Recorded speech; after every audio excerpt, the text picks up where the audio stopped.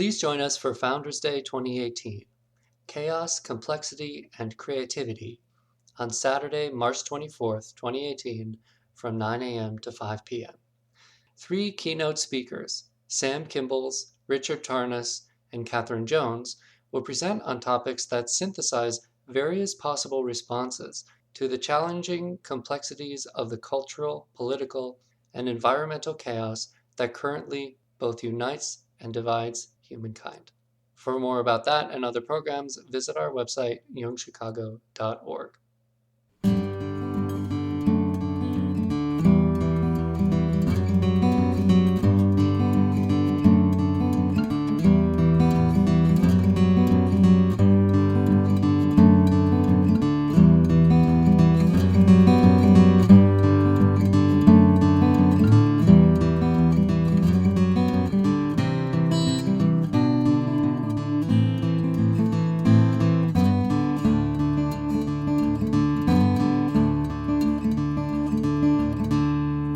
Welcome to the Jungian Anthology Podcast, analytical psychology seminars from the archives of the C.G. Jung Institute of Chicago. The Way of the Sly One, Gurdjieff, Ouspensky, and Jung, with Ken James, Ph.D. This episode is the first session of the 5-part series, The Way of the Sly One, the psychology of our possible evolution in the writings of Gurdjieff, Ouspensky, and Jung. Most depth psychological theories look backward into the personal history of the individual in order to find the causes for neurotic symptoms, gain insight into their persistence in the present, and diminish their effects in the future. A key feature of Jungian psychology is the addition of a forward focus, a constructive, teleological emphasis on the meaning of symptoms, and the need to discover what the symptom is calling the sufferer to notice and change. This places Jung in a category of psychological practitioners who seek to promote the possible evolution of the person from present status to future transcendence. Russian spiritual teacher G.I. Gurdjieff sought to bring his students to a place of consciousness that went far beyond what was generally thought of as, quote, being awake. The core of his teaching, that humankind was unfinished and did not possess a soul, but was capable of creating one through intense inner work, created discomfort in his followers and stimulated them to find ways to break through to new levels of awareness, a method he called the Way of the Sly One. Ouspensky, Gurdjieff's foremost disciple, also taught about the possible evolution of human consciousness and provided a more systematized interpretation of Gurdjieff's teachings. Dr. James is a Jungian analyst who maintains a private practice in Chicago, Illinois. His areas of expertise include dream work and psychoanalysis, archetypal dimensions of analytic practice, divination and synchronicity, and ways to sustain the vital relationship between body, mind, and spirit. He has done postdoctoral work in music therapy, the Kabbalah, spirituality, and theology, and uses these disciplines to inform his work as a Jungian analyst. For the complete series, visit our website, jungchicago.org.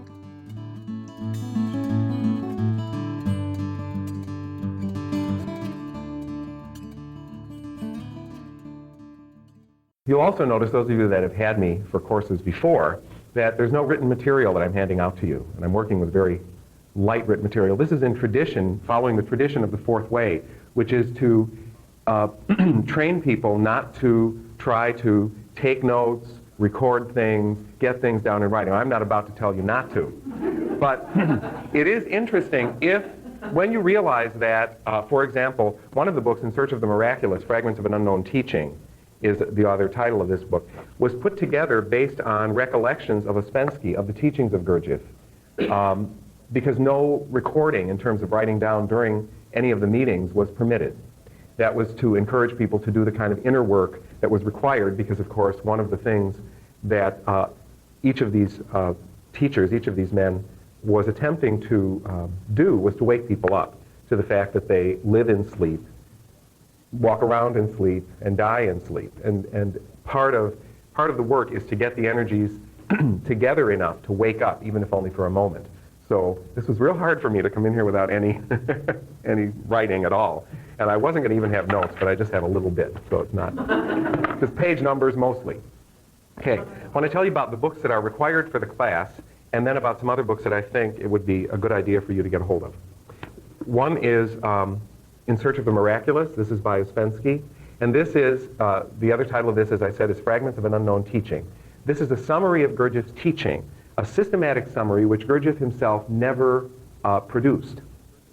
And Gurdjieff was said to have seen a manuscript of In Search of the Miraculous. And this was after Gurdjieff and Ouspensky had split, had separated, gone their separate ways.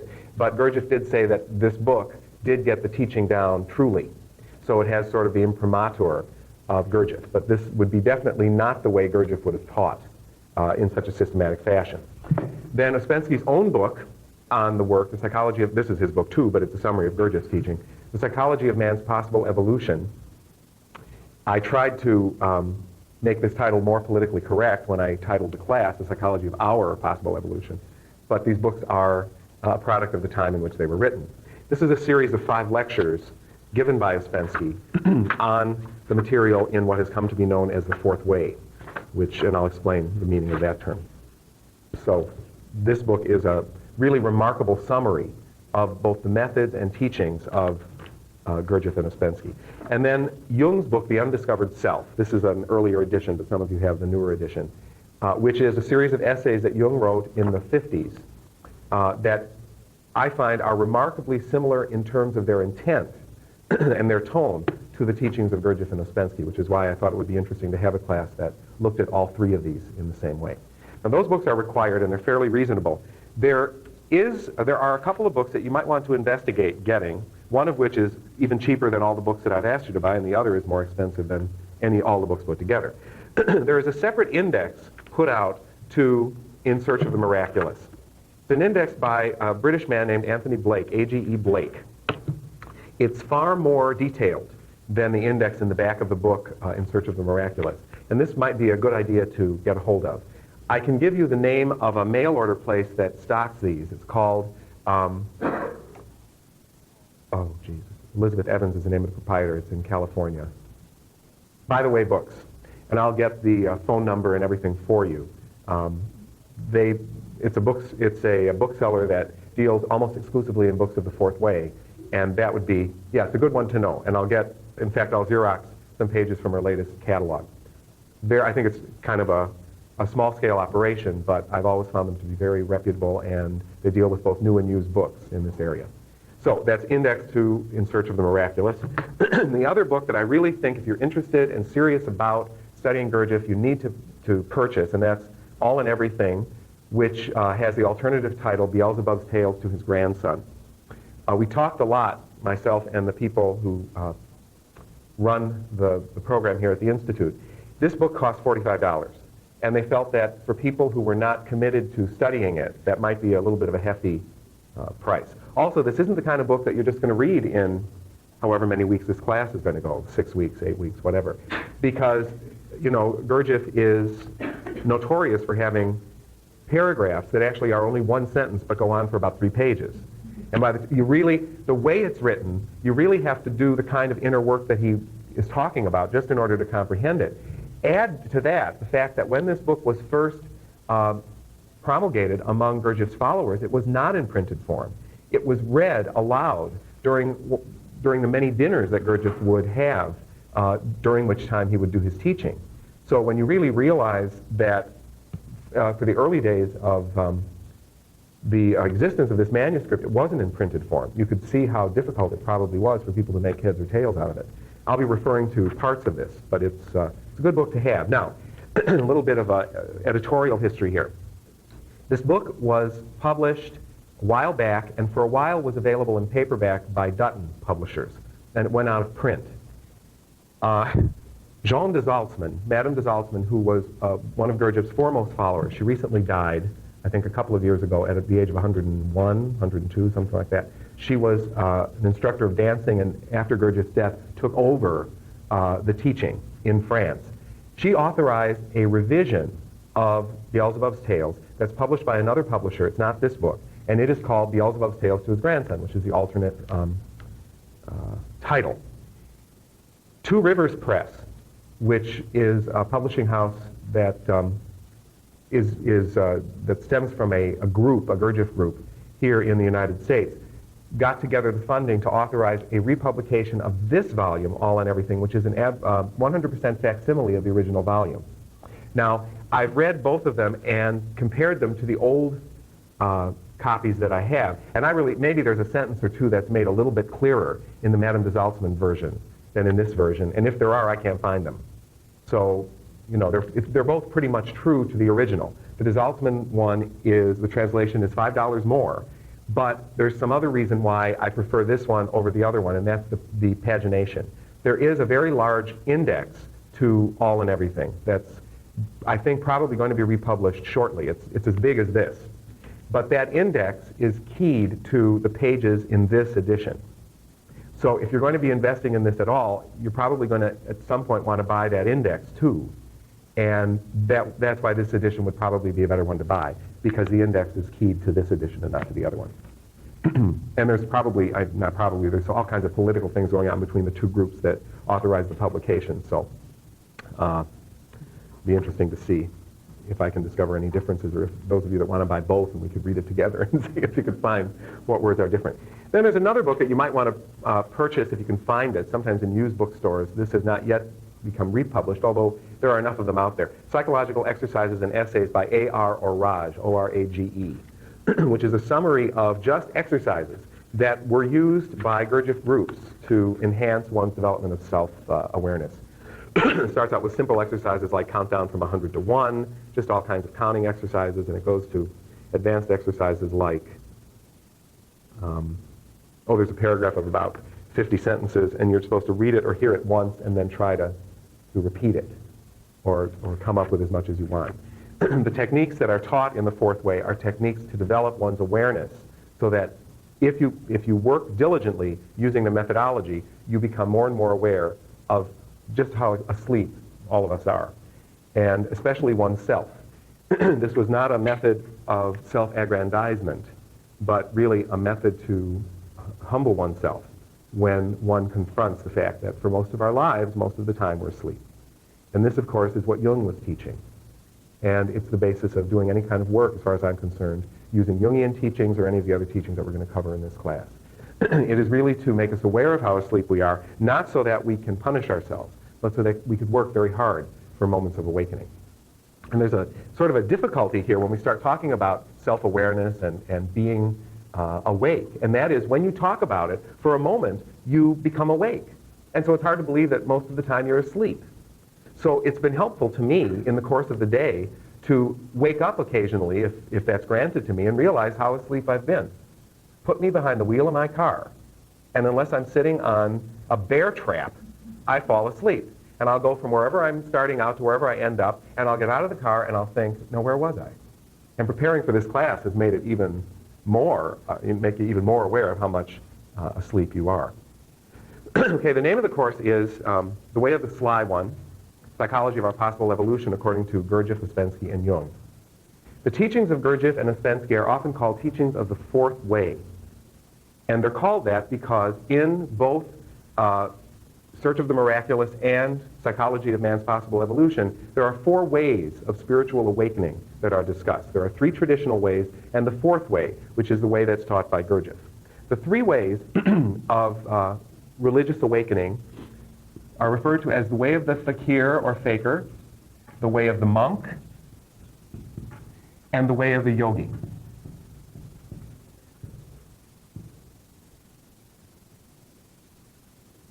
Now, the way of the fakir is the way that relies on the physical body.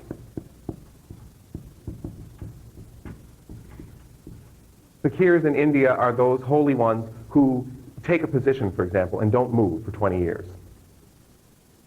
Or undergo tremendous physical austerities in order to achieve moments of awakening.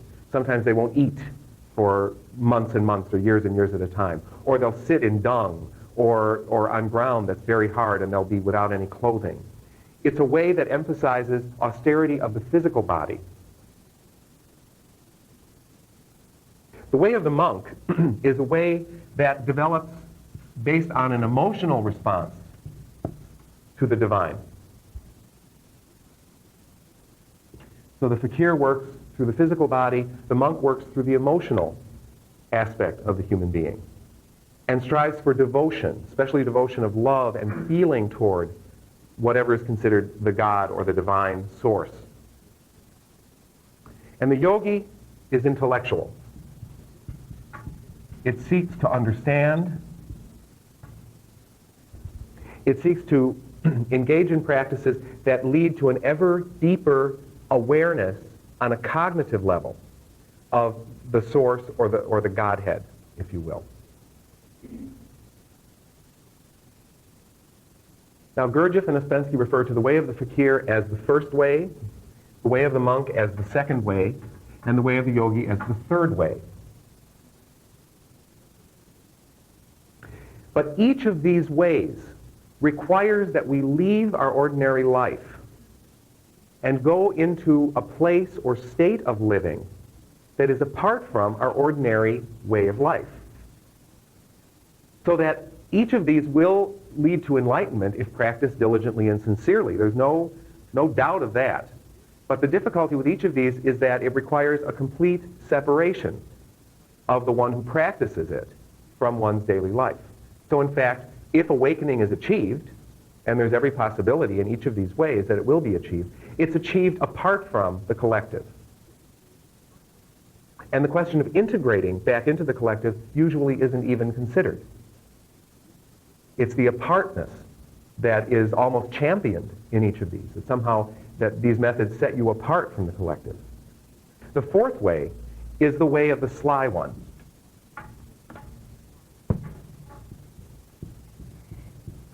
And the fourth way, the way of the sly one, works on the body, the emotions, and the intellect simultaneously within one's own life. One is reminded of the Buddha's teaching that in this very life, enlightenment can be achieved. The way of the sly one uses all of these methods and attempts to integrate them in the life that we are living now. Now these three ways, the way of the fakir, the way of the monk, and the way of the yogi, point to different centers that we have. And this is another teaching of Gurdjieff and Ouspensky, the teaching about centers. We have a center that directs the movements of our body, our physical body, and that's called the moving center. And the way of the fakir is a way that emphasizes moving center. The way of the monk is a way that emphasizes emotional center or feeling center. And the way of the yogi is the way that emphasizes the intellectual center. And each of us, here's where we get into a little bit of typology. Each of us has a particular affinity for either the moving center, the emotional center, or the intellectual center. And so all of us at, kind of at the start of our quest for inner awareness and awakening are either man number 1, man number 2, or man number 3. Man number 1 is a man whose center of gravity, or whose most familiar center, is the moving center, which is the center that governs the physical body. Man number 2 is a man whose center of gravity, or most comfortable center, is the emotional center. And that covers emotional responses to life. And man number 3 is a man who is a person who is centered in the intellectual center. And we all generally fall into one of those three categories according to Gurdjieff's teaching. The way of the sly one seeks to move us from the level of, I'll use man, but it could be man or woman, man number 1, 2, or 3, to what is called in the work man number 4, which is a transitional state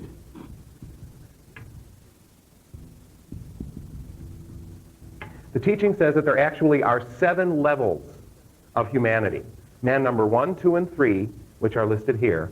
Man number 4, and then there's man number 5, 6, and 7.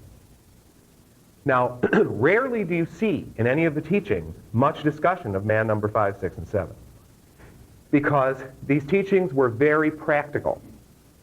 And there's no point in us trying to discover, say, Gurdjieff and Ouspensky, what the characteristics are of man number 7, because most of us will never reach it. In fact, most of us will never even meet anybody who's at that level.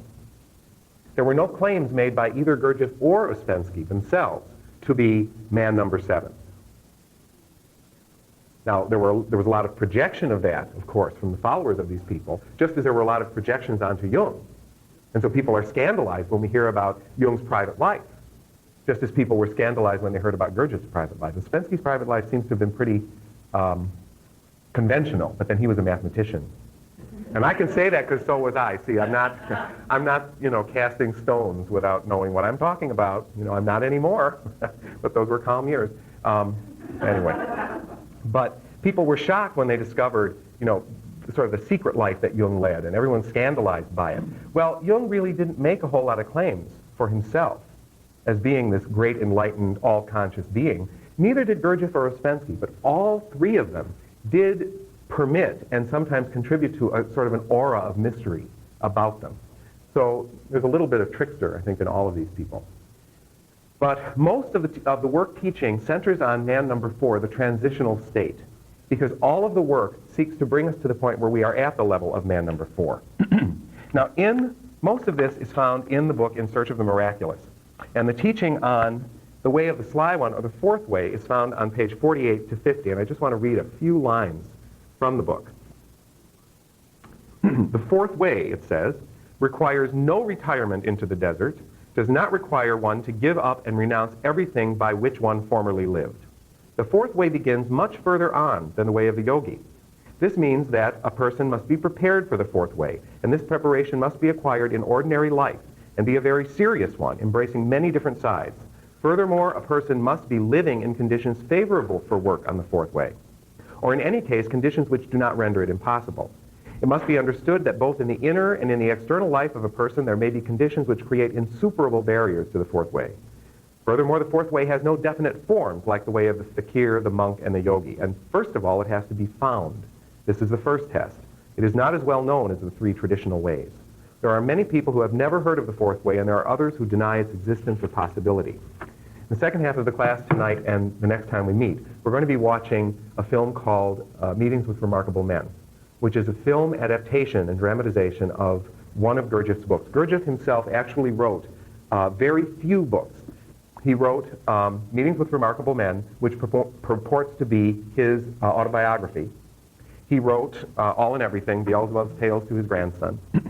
He wrote The Herald of Coming Good, which was a little pamphlet that was circulated in the United States prior to Gurdjieff making his first tour of the United States in an attempt to get money, which was another scandalous thing about Gurdjieff. He seemed to want people to pay exorbitant amounts of money. But subsequent research has shown that he also provided charity to people who wanted to work with him but couldn't pay. So he would sort of soak the rich to get enough money to cover the people that couldn't pay. He also wrote a book, an unfinished book called Life is Real Only Then When I Am, which is very enigmatic. It ends with an unfinished sentence.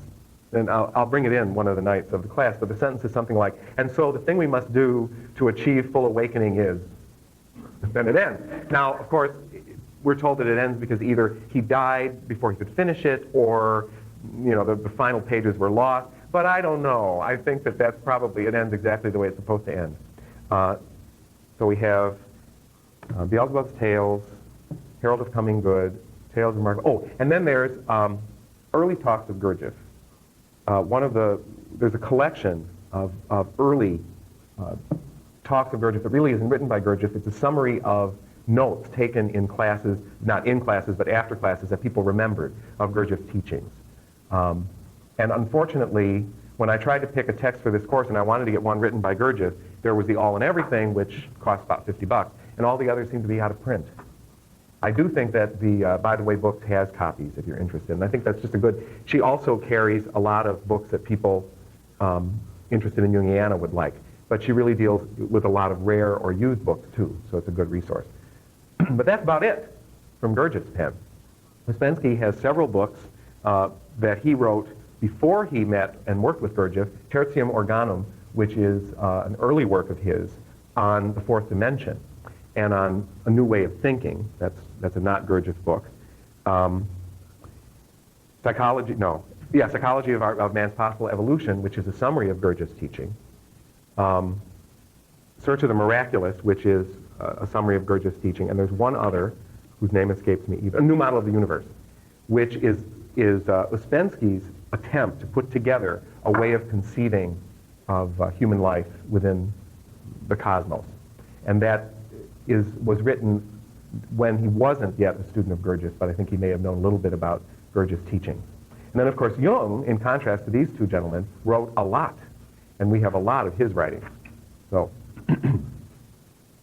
now, what are the methods used in the fourth way? It's enough to say that the way of the sly one seeks to embed us in our everyday life, in our daily life, and tries to get us to awaken within that life.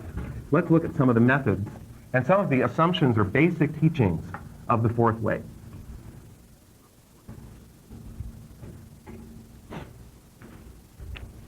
First of all, basic teachings of the fourth way. The basic principles of the fourth way have been summarized by many, many people. The first principle, and the one that usually sends people right out of the room, is we are machines. Period. There is nothing human about us. We may look human, but we are mechanical. It's our resistance to accepting this particular principle that proves our machine-like nature. Every response, from what we would consider our most loving response to our most unconscious automatic response, all are mechanical. I had an interesting, I don't know a whole lot about the woman who runs By the Way Books, but you know, when you talk to somebody over the phone, you can develop a real relationship like you could never have face-to-face. But for a while, I would call to place my orders with her, and I would get the answering, you know, the little voicemail thing. So one night I called, it was very late, but I'd always gotten voicemail, so I never really thought about it, although I kind of knew that it probably rang either in their home or whatever. Well, the woman who owns it, owned by a husband and wife, answered. She said, hello, and I said, oh my God, I was expecting a machine. She said, well, you got one. And I thought, here's somebody that really lives this teaching, you know. Kind of, whoa, she didn't even miss a beat. So I really liked her after that. The second principle is that we are unfinished. So if it isn't bad enough that we're machines in whose parts haven't even been put together properly. So we're like, you know, the car with a few things kind of laying around on the floor of the garage. But we're walking around making decisions. One of the chapters in All and Everything, Beelzebub's Tales to His Grandson, that I hope we can get to, I'm going to see if I can find a way to duplicate it, is a chapter called The Terror of the Situation, which is just about this very thing, that we are machines and we are unfinished, and there are people who are machines who are unfinished, who are operating on our bodies, teaching our children, running our government, you know, repairing our plumbing and electricity, or all of the jobs that all of us do. You know, doing analysis on people, running companies, you know, being attorneys, being whatever, in our sleep most of the time, or in our machine-like state. A third principle is that we have the chance to stop being machines.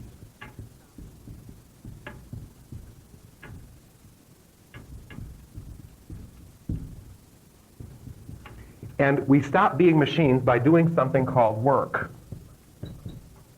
Gurdjieff was very clear, as was Ouspensky and Jung, that there always must be payment for anything that we receive in the spiritual realm.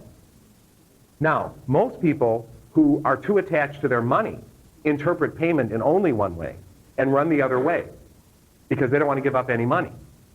But it was very clear in the teachings of all of these people that the payment that they were talking about was not exclusively money. In fact, money was the symbolic and perhaps least important type of payment that was required.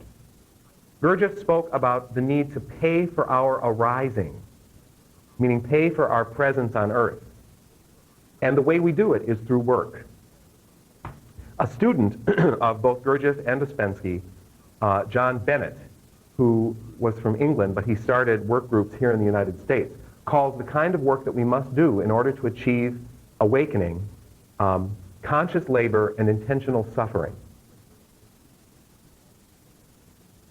So, we are going to have to labor. It's part of the human condition. Work is part of the human condition. And we will suffer. That's part of the human condition, too. We can work and suffer like, and the phrase they used, although I think it's disrespectful of the animal kingdom, was we could work and suffer like dogs or like animals, meaning with no consciousness at all. Merely go through our life, work, suffer, die, and become, in the fourth way, the phrase is food for the moon, which will satisfy the reason we were put here anyway. I mean, nature has no need for us to become conscious. We do just fine just walking around, eating, sleeping, excreting, having sex, and dying one day, and, fertilizing a tree or allowing tulips to grow. There's no vested interest in nature in having us awaken. Or we can work and suffer like human beings. But to do that, it requires conscious labor and intentional suffering. The concept of intentional suffering I find in my practice very helpful for people who are going through very difficult times, as we all do in our lives.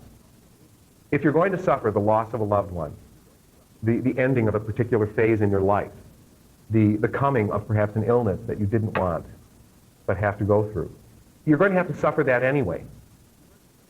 If we can begin to learn how to suffer intentionally, to intend to suffer, it can transform the suffering. It doesn't make nice. But if that's what you're looking for, stop at number one. But if you progress, you have to understand that work is going to mean you're going to get more deeply involved in suffering. Of course, you're also going to get more deeply involved in joy. But we don't press that part. Because if you press that part too much, any machine can respond to that. But can you accept the challenge to have to pay? That's the important thing. I'm sure we've all had that experience. You have to come across with some form of payment. And that's the place where we often balk. We wonder if we have enough resources. Well, the resources aren't always financial, much deeper. And the last basic principle can be expressed. Now I know why they don't put too many of these out. They kind of dry up, and then you have to spit on them a little bit. That'll be on the tape. I'm talking about the marker, spitting on the marker. Okay.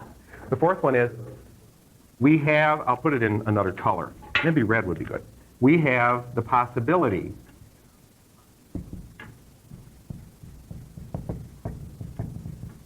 of creating a soul. Now, this aspect of the teaching, I must confess, was the most distressing for me. Because the religious tradition in which I was raised taught that I was born with a soul, that it came sort of free with my body, and that it would last long after my body gave up. And there's some comfort in that, to know that, I'll go stumbling through life, but it's okay. As long as I, hit the confessional a few minutes before I kick off, I'm going where it belongs, and my soul will be fine forever and ever. That was what I was taught, and that was what I believed. And it allowed me to sleep for a long time, and still occasionally does. But the fact that we're taught we have the possibility of creating a soul is very frightening. Because that implies, of course, that if you don't do what you need to do to wake up, you won't create one. Now, I don't know about whether this is true or not. And that's such a humble statement, I can't believe I said it. But I know this. As a heuristic, this is the best principle I can come upon. As something that would guide my behavior, this is a pretty good one. Because if I'm not quite sure if I have one, but I think it would be a good thing to have once my body decides it doesn't want to be here anymore, this more than any of the others, and this may be more self-confessional than anything about the teaching, this more than any of the others makes me want to learn and work and do whatever I can to wake up for as many times as I can while I'm alive. And note that I said wake up for as many times as I can, because being awake by no means is an ongoing thing. I mean, maybe Sai Baba, maybe there's a few people whose work I don't know are awake all the time. But I sure know I'm not. On a good day, maybe I'll come to once. Like really get there. And usually that's like for this little bit of a time. But you work on it. You sit, you read, you study, you try to live as consciously as you can. And according to Gurdjieff and Ouspensky, all of those moments and I'll talk about what they're called, all of those little moments where we sort of come to an awareness of who we are get added up. And it's all of those moments that put together the soul that we're ultimately creating. So they all count. It's like a big bank account. Yes? I was wondering where it fits in all the little ideas about forgetting, remembering. Yeah, it's going to be, those are the methods. Right. Now, these are the principles. And we're left with the possibility of creating a soul. What methodology can we use? What can we do? Well, first of all, the question, what can we do, would be answered by Gurdjieff and Ouspensky with the phrase, we cannot do. It's ridiculous to think we can do. Everything happens. We are a product of three forces. And the forces are luck, chance, and hazard. And what we call our life is a combination of those three things. So my life as a sleeping, unfinished machine, my life that looks like it has a direction and a goal and, achievement, is nothing more than the result of luck, chance, and hazard. Pretty scary. There's only one thing that we can add to this that can tilt it in favor of awakening, and that is consciousness.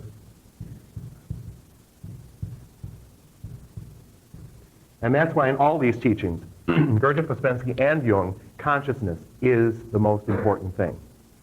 Because that is the only tool we have to counteract the effects of luck, chance, and hazard. Luck, chance, and hazard are always all over the place. Surely you must have had the experience of being in the right place at the right time, or the wrong place at the wrong time. Yes?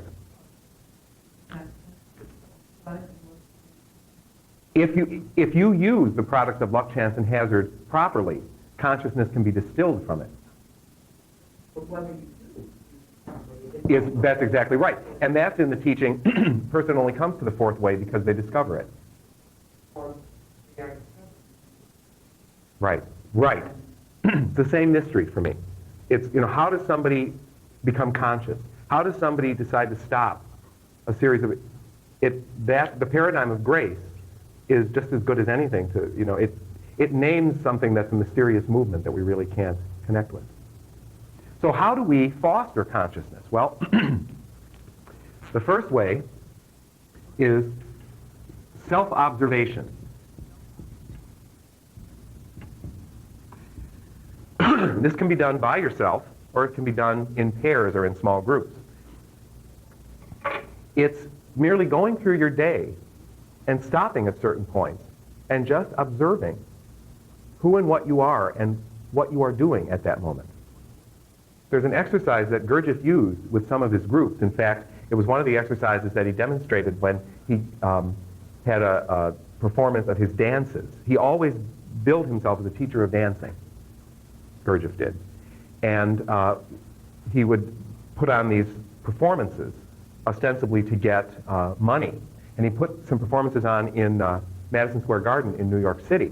And one of the exercises he used to help develop self-observation is called the stop exercise. And in these exercises, he would just call stop at a certain point in the midst of whatever. And whatever they were doing, the people who were following him would just stop and perhaps observe themselves if they were lucky.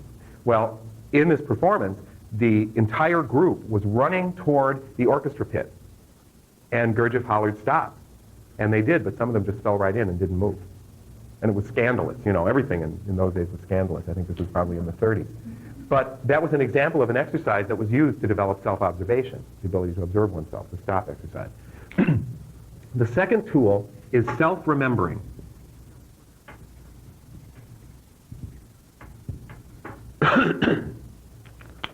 Self-remembering is the capacity to be as aware of oneself as one is of the outer world.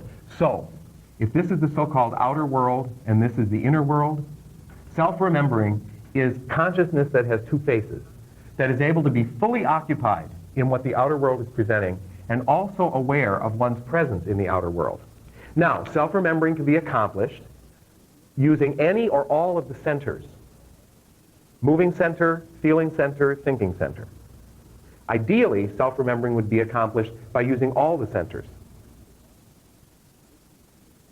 This teaching is echoed in Jung when he talks about attempting to be aware in the moment, be conscious of what complexes within us are guiding our behavior. In fact, when we talk about sort of parallels between Gurdjieff, Ouspensky, and Jung, Jung's teaching on complexes comes closest to what Ouspensky calls the little I that runs around and seems to think that it is our being. A third method is the capacity to think in new categories. Now, thinking in new categories was Ouspensky's goal in all of his writings, even before he came upon the teachings of Gurdjieff. What Gurdjieff gave Ouspensky was an entire cosmological system that permitted Ouspensky to think in new ways, and in ways that hung together. But of all of these methods, self-remembering stands out as the primary method for coming to consciousness and developing the energy to combat luck, chance, and hazard. Are there any questions? What is self-remembering? Self-remembering is the capacity in the moment to hold consciousness not only on what's going on outside of one, but also on one's presence in that moment. Right. At the same time, right. And in fact, in Search of the Miraculous, I think he gives, page 118 to 121, Ouspensky says, he's quoting Gurdjieff, "Not one of you has noticed the most important thing I have pointed out to you," Gurdjieff said. "That is to say, not one of you has noticed that you do not remember yourselves." He gave particular emphasis to these words. "You do not feel yourselves. You are not conscious of yourselves. With you, it observes, just as it speaks, it thinks, it laughs. You do not feel, I observe, I notice, I see. Everything still is noticed, is seen. In order really to observe oneself, one must first of all remember oneself." He again emphasized these words. "Try to remember yourselves when you observe yourselves, and later on tell me the results. Only those results will have any value that are accompanied by self-remembering. Otherwise, you yourselves do not exist in your observation. In which case, what are all your observations worth?" These words of Gurdjieff's made me think a great deal, says Ouspensky. "It seemed to me at once that they were the key to what he had said before about consciousness. But I decided to draw no conclusions whatever, but to try to remember myself while observing myself. My very first attempt showed me how difficult it was. Attempts at self-remembering failed to give any results except to show me that in actual fact, we never remember ourselves." The handout that I gave you this evening has several things in it that I thought would be of interest to you and of interest to our work. Hello, here's a handout. There you go. There's several things here. Let me explain. If you remember last week, I said that the author of the Mary Poppins books also wrote a very short essay on Gurdjieff, and I've Xeroxed it for you, and that comprises the first few pages of this. George Ivanovich Gurdjieff by P.L. Travers. It's a booklet available from Traditional Studies Press in Canada, but I took the liberty of Xeroxing it here so that we can share it for class purposes only. And I will, of course, collect these at the end of the evening. Okay. Then the second piece comes from a book of essays on documents on contemporary dervish communities. I gave you the title page, but the article and the table of contents, but the article that I have reproduced once again for instructional use here in class is an account of the Sarmoon Brotherhood, which, of course, is the brotherhood that in the film that we're seeing, Gurdjieff is attempting to contact. And that also is a very short piece, but it will be useful to our discussion. And then finally, two very short essays written by Madame de Zaltzman, who was, many consider, Gurdjieff's foremost disciple, and certainly the one that took up his teaching following his death in 1949. And there's a volume published by Continuum Press called Gurdjieff, Essays and Reflections on the Man and His Teaching. And the first two very short essays in this book are these essays by Madame de Zaltzman, who lived 101 years. So kind of makes you wonder, maybe this is something we should study in earnest here. and apparently was quite healthy up till the end. So I thought that those would be pieces that we could spend some time with if there is some time. But I did want to point out a few items in the P.L. Travers essay that really, for me, summarize a great deal of Gurdjieff's philosophy.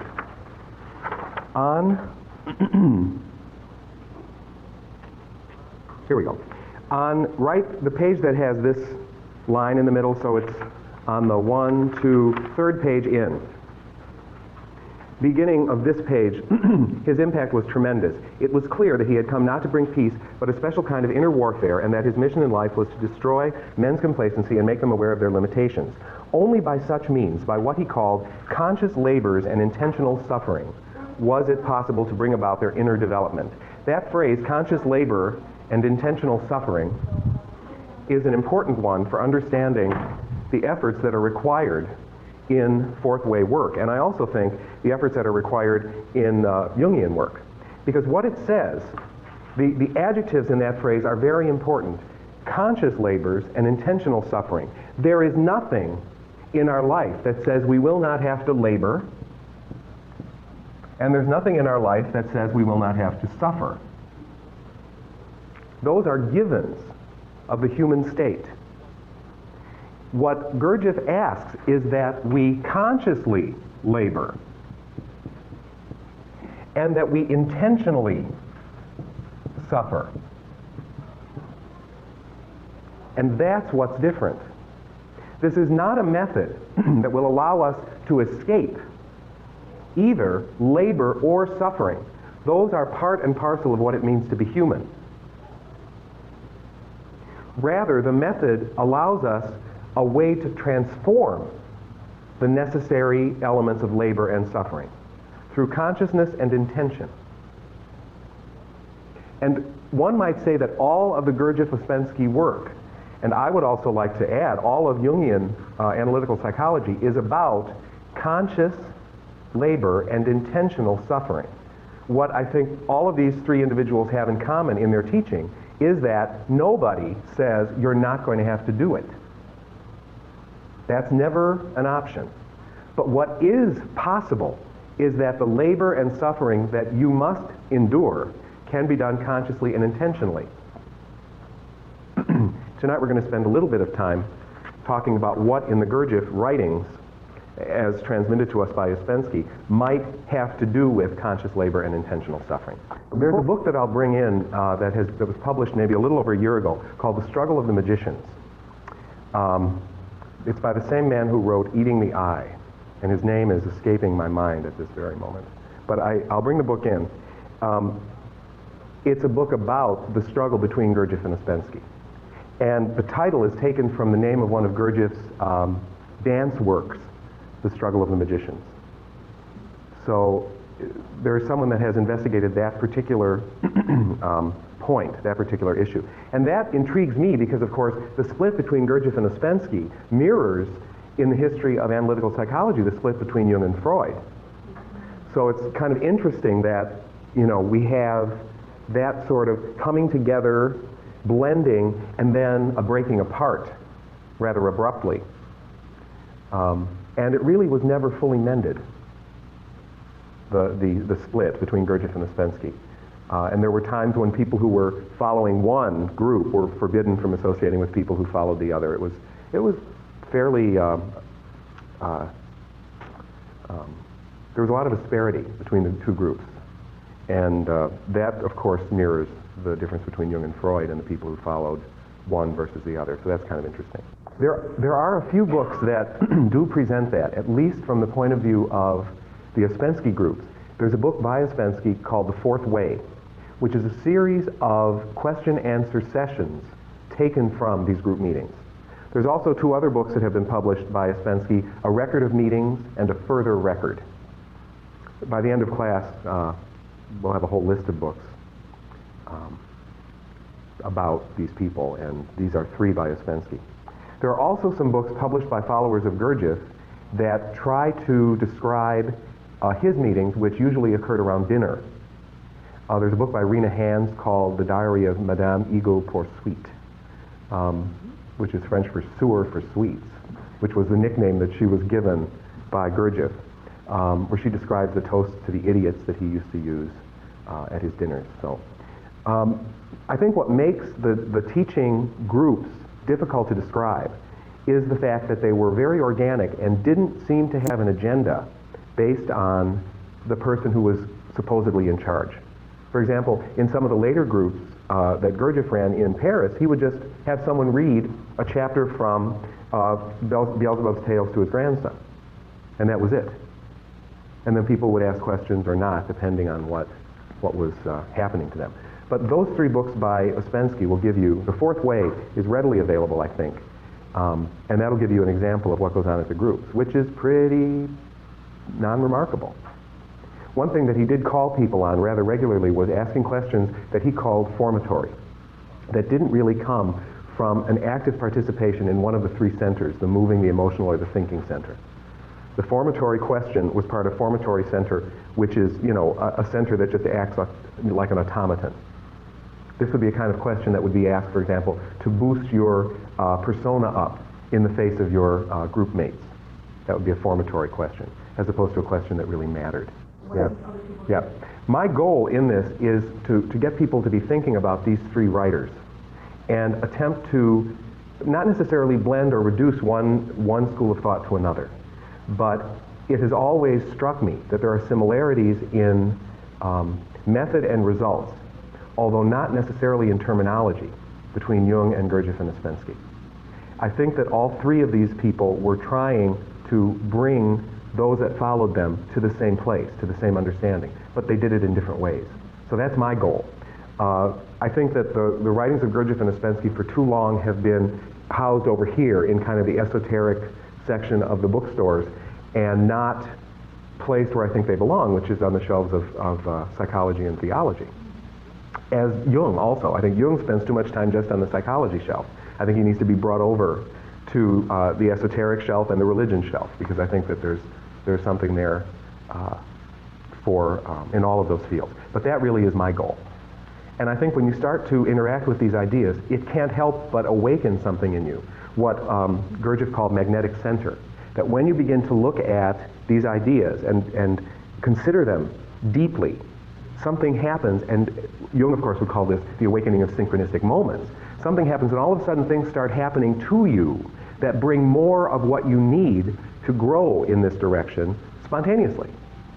In Jungian psychology, we're trained to look at synchronicities. Well, that's no different than establishing a magnetic center in Gurdjieff and Ouspensky terminology. A part of you that then draws to you experiences that move you more quickly along the path. And psychologically, of course, synchronicities occur when something is emerging from the deep unconscious and is ready to be considered by the ego. And it's one of many ways that the ego has one of many ways that psyche has of presenting the ego with what the ego needs in order to progress. There's projection, there's somatizing, that whole list that we talk about. Those are nothing more than the phenomena that occur when, in Gurdjieff and Ouspensky terms, we establish magnetic center within ourselves. So what I would also like, my fundamental training, my training before I got into this business, when I was still an honest man, was mathematics, which for me was great because it moved you beneath all of the accidents down to the substance. And that sort of is what guides me as I read these people and I think, I kind of know what they're talking about, and they're using different terms, but the reality underlying those terms is what pulls me. Arithmetical mean? Mm-hmm. What that is? It's just the mean, the average. Yeah. If you could find that reference exactly, I can expand on it. The question is on the arithmetical mean.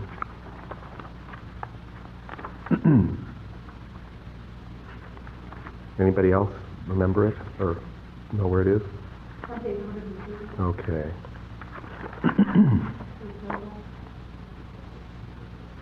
Understanding may be compared to an arithmetical mean between knowledge and being. It shows the necessity for a simultaneous growth of knowledge and being. The growth of only one and diminishing of another will not change the arithmetical mean. Okay.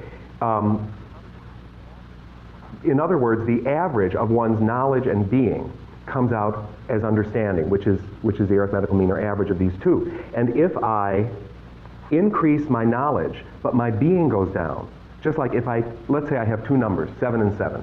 They add up to 14, divide it by 2, the arithmetical mean is 7. Huh? Now, if I increase one, let's say to 10, but I reduce the other to 4, I add them together, I'm still going to get the same arithmetic mean. So my understanding doesn't change if I increase, let's say, my being, but lower my knowledge. Likewise, if I increase my knowledge, but my being goes down, I don't change my understanding. Both knowledge and being have to grow for my understanding to grow, is kind of what he's saying. Okay, I want to discuss this issue of negative emotions because that is a key point in one of the methods. There are very few methods that are discussed by Gurdjieff and Ouspensky, but one of the methods that are discussed, I never was good at verbs, has to do with how we progress or how we develop using the methodology that Gurdjieff and Ouspensky teach.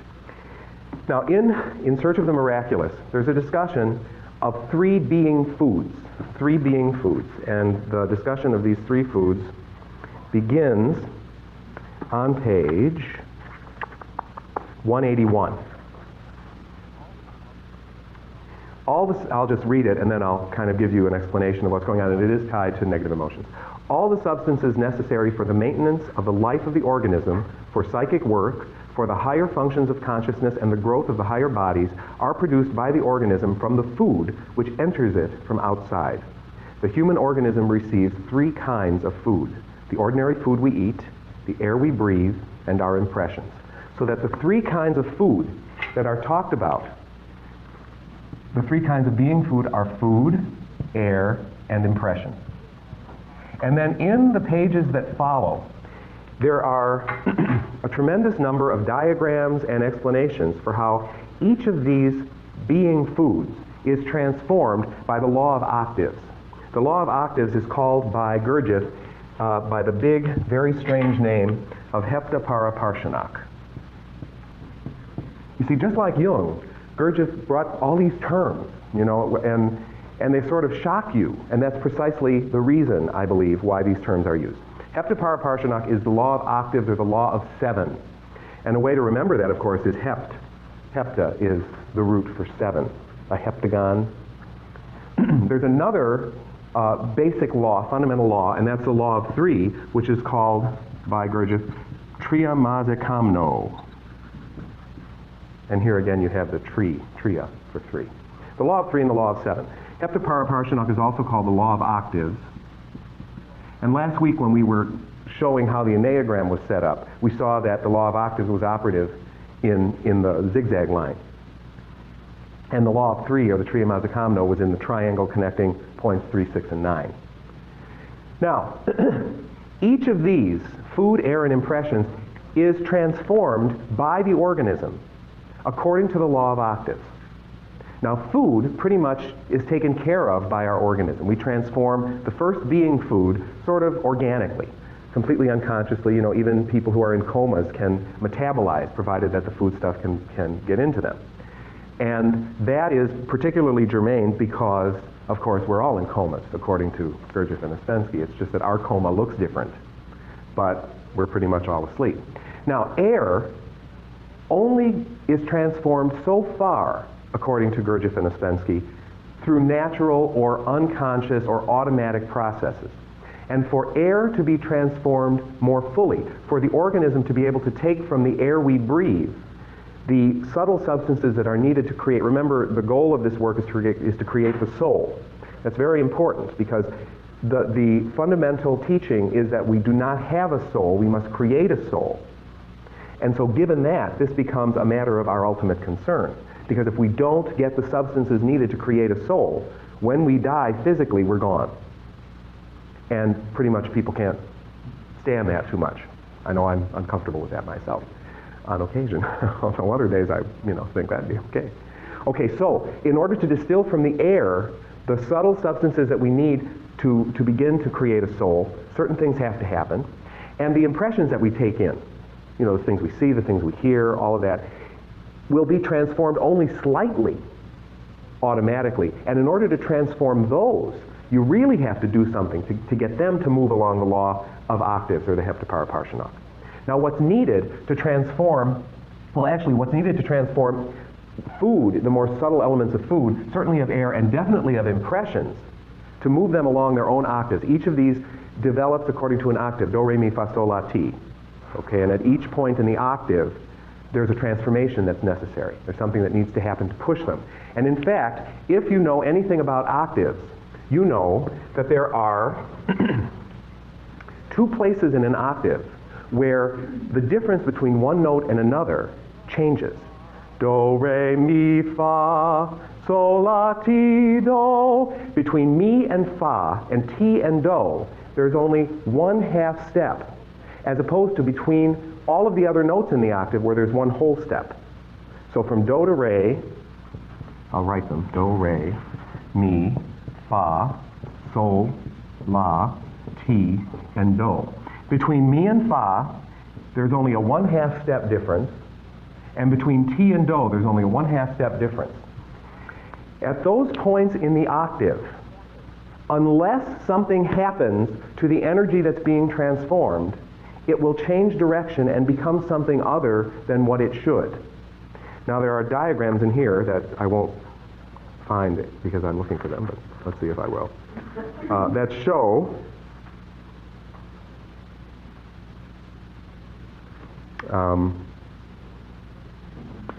is it 127? Yes, right.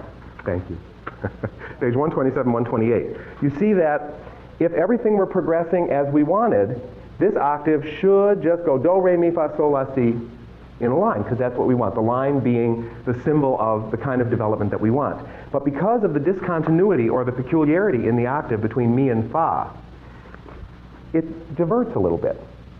And then again between, now si or ti are the same, okay, depending on, we say sol, la, ti, do, and in some, especially in Europe, they go sol, la, si, do, so don't be misled by that. Si and ti are the same.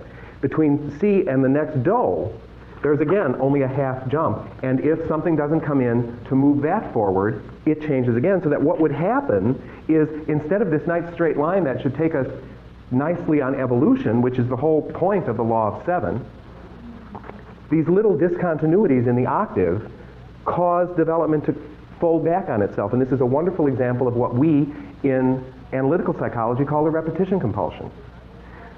I'm really developing, shit, I'm right where I started. I'm really developing, oh no, I thought I changed, but I'm not, but I'll do it again. But it's inherent in the law of octaves that should happen, unless at these points something else comes in to move the work forward. And what is supposed to come in at these points are called by Gurdjieff and Ouspensky, oh yeah, I thought that was red. Look at that, it has a red cover and everything, but it's not. Well, then that means maybe, no, give it a week and it'll transform. See, this is all, okay. What happens here is that there needs to be a shock applied to the system. And the same thing here. In order to keep it going the way it ought to, there needs to be another shock. Now, much has been written on the first conscious shock. And the first conscious shock is called in the work self-remembering.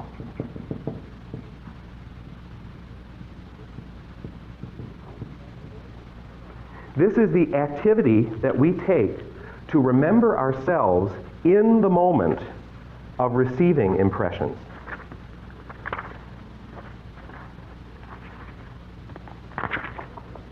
Here we go. I'm on page 188.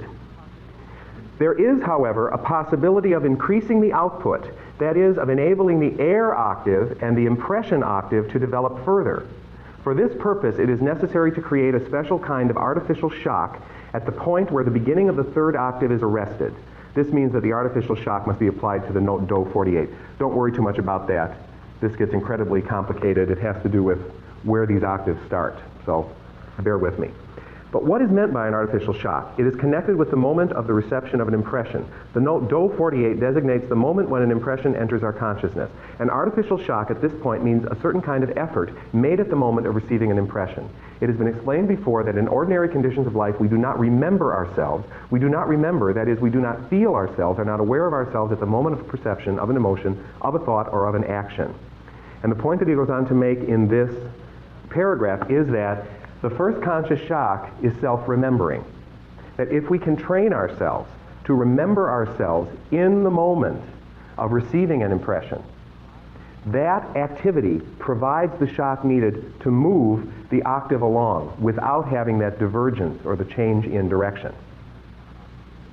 The second conscious shock is a little bit trickier, and many people have written about what it might be. And it isn't clear exactly what it is from the writings, but on page 191 of In Search of the Miraculous, Ouspensky does talk about it, and this is connected with your question about negative emotions. For the two octaves to develop further, a second conscious shock is needed at a certain point in the machine, which is us. A new conscious effort is necessary which will enable the two octaves to continue their development. The nature of this effort demands special study. From the point of view of the general work of the machine, it can be said in general that this effort is connected with the emotional life, that it is a special kind of influence over one's emotions. But what this kind of influence really is and how it can be produced can be explained only in connection with a general description of the work of the human factory or the human machine. And here is the essence of this second effort. The practice of not expressing unpleasant emotions, not expressing negative emotions, of not identifying, of not considering inwardly, is the preparation for the second effort. So he doesn't really say what the second effort is, but he gives us three things that we can do to prepare for the second effort. We cannot express negative emotions, we cannot identify, and we cannot internally consider. Now, this is particularly important, and I'll give you places in the book where he talks about each of those things. But the first has to do with not expressing negative emotions. There's a misunderstanding, I think, in the writings of Gurdjieff and Ouspensky that we're not supposed to even have negative emotions. Now, maybe at a certain point in one's development, maybe when one becomes man number 4, it's possible that we can not even have negative emotions. I don't know. But the teaching also makes it very clear that most of us are not men, women number 4, that we're still 1, 2, or 3, and as such, we're still going to have negative emotions. The key is not expressing them, not externalizing them, or in psychological terms, containing them.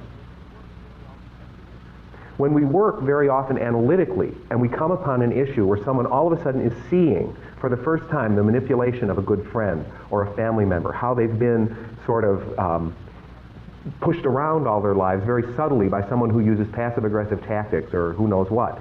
Very often when that's seen, the person becomes absolutely enraged, and years of not acknowledging how this person has manipulated us, fooled us, jacked us around, just manifest as rage that often gets acted out, and often in inappropriate ways, because if it's rage, it's kind of hard to go, I'm really very peeved at you. It's rage. It takes you over. The key, analytically, what we try to do is establish a good enough vessel so that the person can feel this emotion can be contained and ultimately worked through or processed in a safe place away from where damage or harm can be done. That's why it's so important. Jung always talked about the well-sealed vessel. It wasn't just, keeping the door closed so that nobody came in during the hour. It was so that the person felt it was a safe enough place to bring all of this. I think that's what's talked about when they talk about not expressing negative emotions. That you have them, but you use them sort of as fuel to move you along to whatever this second shock is going to be. Now, identification is talked about in the Ouspensky Search of the Miraculous on page 150, where he says,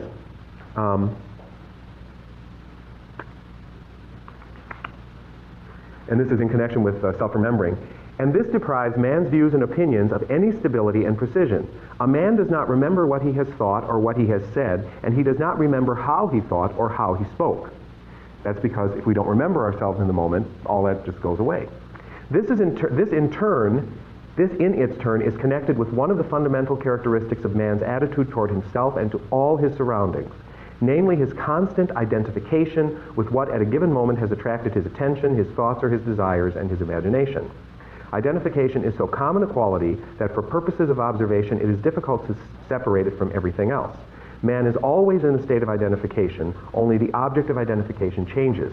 The dynamic here is that whatever I'm involved in, a part of me goes out into the object, and I lose my identity and become totally identified with that object. Now this works in harmony with Jung's idea of extroversion and introversion, because an extrovert would then become identified with an object in the environment. The introvert would become identified with the internal state that the presence of that object, remember object here can be an event too, it doesn't have to be a thing, the introvert would become identified internally with whatever state was aroused by the presence of that object. But either way we identify, and there's no separation of who I am from this event or this object. And that state of identification sweeps us away. It's sort of like being caught in a complex. We simply can't break free because we're not there. Something else has pushed us aside, and we're sort of dancing around, but the person that we say we are isn't there anymore. Something else is in its place. That's the state of identification. The third recommendation to sort of foster this second conscious shock has to do with internal considering. And there are two kinds of considering that Ouspensky and Gurdjieff talked about. One is internal considering, and the other is external considering. And the one that is considered the kind of considering that hampers our growth is internal considering. Internal considering is when I experience something and I relate it completely to me, what they did to me, what this means to me. You know, how dare the Serbs do what they're doing and wherever it is they're doing it, because that destroys my ability to eat my breakfast. You know? Because this is bothering me. I mean, it can get to that proportion. There are several different kinds of considering. This is on page 151. On the most prevalent occasions, a man is identified with what others think about him, how they treat him, what attitude they show toward him. He always thinks that people do not value him enough, are not sufficiently polite and courteous, and all this torments him, makes him think and suspect and lose an immense amount of energy on guesswork, on suppositions, develops in him a distrustful and hostile attitude toward people, how somebody looked at him, what somebody thought of him, what somebody said of him, all this acquires for him an immense significance. And he considers not only separate persons, but society and historically constituted conditions. Everything that displeases such a man seems to him to be unjust, illegal, wrong, and illogical. And the point of departure for his judgment is always that these things can and should be changed. Injustice is one of the words in which very often considering hides itself. When a man has convinced himself that he is indignant with some injustice, then for him to stop considering would mean reconciling himself to injustice. Then there are people who are able to consider not only injustice or the failure of others to value them enough, but who are able to consider, for example, the weather. Now, this makes me think. I don't know how long ago it was. Maybe it was a year ago. But do you remember when there was a horrible bunch of tornadoes that swept through the Midwest that really wasn't looked for? I mean, they weren't predicted, but they kind of hit. You know, the conditions were right and who knows what, but the weather people or whatever they are didn't predict it. I mean, it just happened. And several people decided they were going to sue the Weather Bureau. Now, really? That's an example of internal considering. How dare this tornado happen and we're not given warning? You know, gosh, I guess maybe it means you're insignificant to the cosmos. What do you know? You know? But I remember that, and there are times when I'll just hear things like that and I'll think, I got to go back and read Beelzebub's Tales because it's all in there. I mean, what I would call hubris, you know, the pride of thinking that you could sue somebody because they didn't predict a natural disaster. You know, 6 months after I bought my home 11 years ago, my basement flooded. Gosh, I called my lawyer to sue God, but it didn't work. You know, it just sort of, that's one of those things. But that would be an example of internal considering. Now, external considering is something else. And the book talks about external considering on page 153. The opposite of internal considering, and what is in part a means of fighting against it, is external considering. External considering is based upon an entirely different relationship toward people than internal considering. It is adaptation toward people, to their understanding, to their requirements. By considering externally, a man does that which makes life easy for other people and for himself. External considering requires a knowledge of men, an understanding of their tastes, habits, and prejudices. At the same time, external considering requires a great power over oneself, a great control over oneself. Very often a man desires sincerely to express or somehow or other to show another man what he really thinks of him or feels about him, and so on and so forth. Further down in that paragraph, this is an example of how external considering passes into internal considering. But if a man really remembers himself, he understands that another man is a machine just as he is himself, and then he will enter into his position, the position of the other person. He will put himself in his place, and he will really be able to understand and feel what another man thinks and feels. If he can do this, his work becomes easier for him. Right external considering is very important in the work. So whatever this second shock is, it at least will require that we not express negative emotions, that we not internally consider, and that we not identify. And I'm reminded of the Hindu, it's in Sanskrit, neti, neti, not this, not that. The way to the second conscious shock is really a way of not doing. We're not going to internally consider. We're not going to identify. We're not going to express negative emotions. And it seems like in the writings of the work, that's about as good as it gets in terms of really giving you a methodology for handling that particular shock. Now, I think it's pretty clear that internal considering sounds an awful lot like internal considering sounds an awful lot like a narcissistic personality disorder when it's carried to its, ultimate extreme. That somehow everything that happens is connected to me, and they've only done it to me. Somebody buys new china and they did it just to get you. That kind of thing would be an example of extreme narcissism, and that would be extreme internal considering as well. So the question that you had about negative emotions, it seems sometimes that the writings and the methods that these people used increase negative emotions. The purpose being, I feel, to provide a person with a laboratory where they could begin to practice what they need to do this. Self-remembering was very much a part of the teaching. But the second conscious shock is only alluded to. There's an interpreter of the Gurdjieff-Ouspensky work, Maurice Nicoll, who wrote 5 volumes of psychological commentaries. They've just been republished.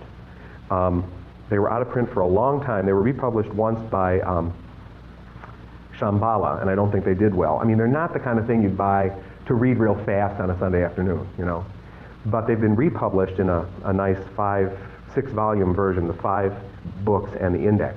And in these lectures, which were lectures given by a follower of Gurdjieff and Ouspensky, who ran his own work groups in England for quite some time, he considers for a long time what the second conscious shock is. And it's pretty clear from his writing that nothing specifically was given. The essence of it wasn't specifically given, but there were hints, there were pointers, which in any mystical teaching really is germane, because nobody could take that step for you. That's a step that you have to take yourself. It's like in the Divine Comedy. At a certain point, Virgil drops out. Dante's on his own. And in analytical psychology, it's the same thing. The analyst or the friend with whom you share dreams or your journal or whatever, everything you read can only take you so far. But there's a point where you have to cross it yourself. You have to do it yourself. The same is in the teaching of the Kabbalah, which a colleague of mine is teaching tonight in the class next door, but I'll run the risk of talking about it in here. There's a point in the Kabbalah where to get from the lower Sephiroth, the 7 lower ones, to the upper 3, you have to cross the hidden 11th Sephira, which is Da'at. And that crossing is called the abyss. There's a point where you just have to do it. There's no connection. There's no guide. There's just the doing of it. And I think that's what's happening at this second conscious shock. Because it's the one that begins the next octave, too. Because to go from T to the next Do, you're beginning another octave. So that step has to be taken by each person in their own way, because my way is not going to be your way. But there are sort of ways that we could try to generate the energy we need. Yes? I think that was one of the things that struck me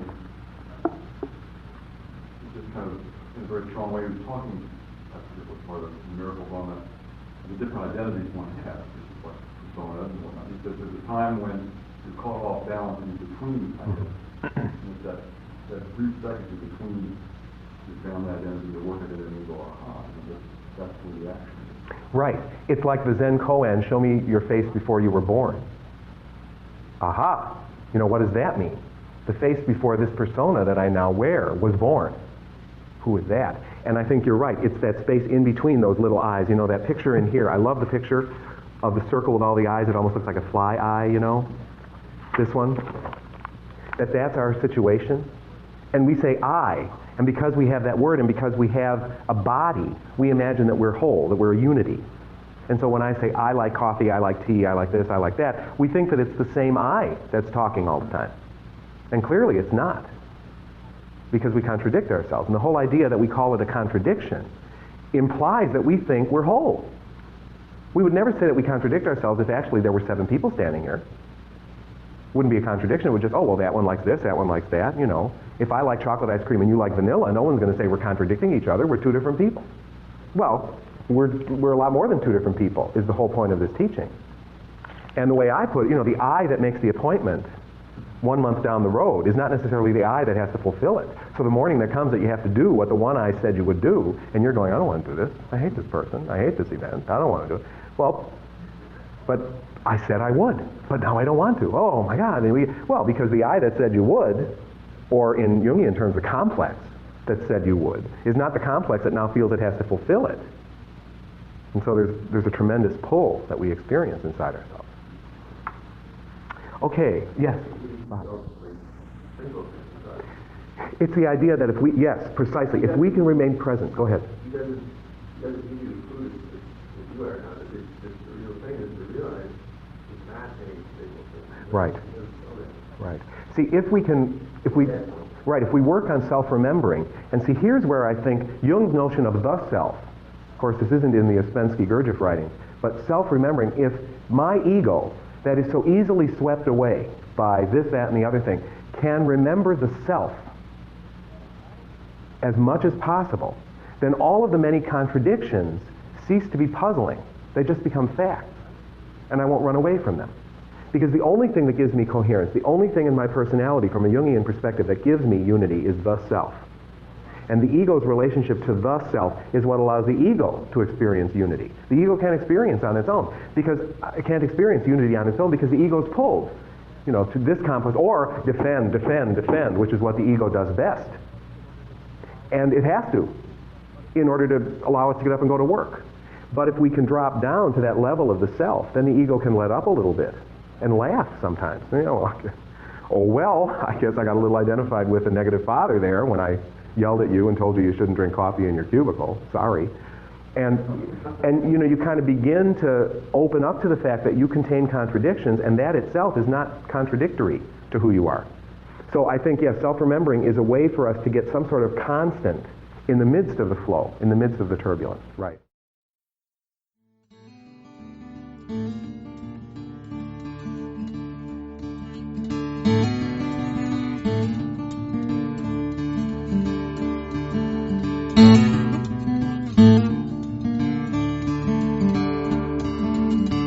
This podcast is distributed under a Creative Commons Attribution, Non-Commercial, No Derivatives license. Share it all you like as long as you maintain the attribution to the speaker, but please do not change it or sell it. If you like this episode, tell your friends about us or leave us a review on iTunes. For more information about classes, training programs, videos, audio, this podcast, or to find a Jungian analyst near you, visit our website, www.jungchicago.org.